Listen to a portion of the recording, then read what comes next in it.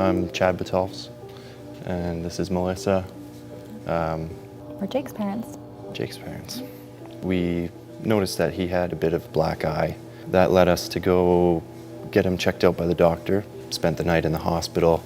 We saw a whole bunch of different specialists. It was the next day when we found out. It was neuroblastoma. We had never even heard of it before. We didn't really know what it was about. It just kind of shattered everything. We were just really excited about his upcoming birthday. We had a big party planned with lots of friends and family. I remember sitting there and with the doctor, and I broke down and I just begged him to save my baby. He wanted to start the next week with chemotherapy. It did work quite quickly, and within a couple weeks his eye was back to normal. He looked completely normal and he was acting normal and walking around and running around and playing. And right before Christmas, we went in for scans to see how the chemo was finally working with the tumors. We got great news that the tumor had shrunk and all the rest of the cancer in his body was gone. It was just the one in his belly. And so now we were prepping for surgery and we were celebrating, and it was just after our Christmas celebration, he was just off and he couldn't balance very well. And he had a seizure that evening. Yeah, he had a seizure, and so we rushed him into emergency. And then we found out that it was, in fact, a tumor on his brain, and he also had many little tumors that had popped up along his spine as well. They had to perform a brain surgery on him.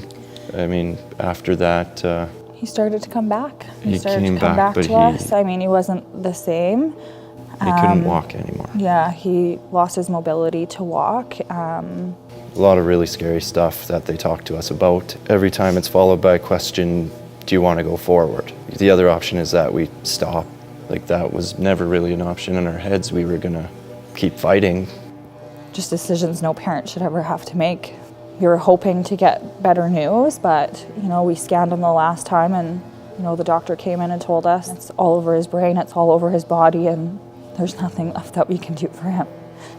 Determined that it would be more important just to make sure he's comfortable. They sent us home, and we spent our last couple weeks at home.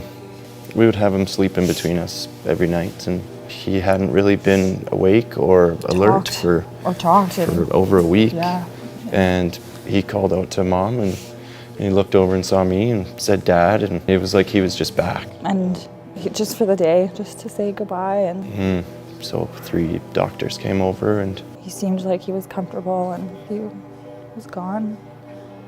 It is fresh for us, and it hasn't been that long since, Jake's been gone, but, we wanted to be here and we wanted to share our story and his story. And this was an organization, Believe in the Gold, that, helped pay for things like supplies every week, and it has really helped our family a ton.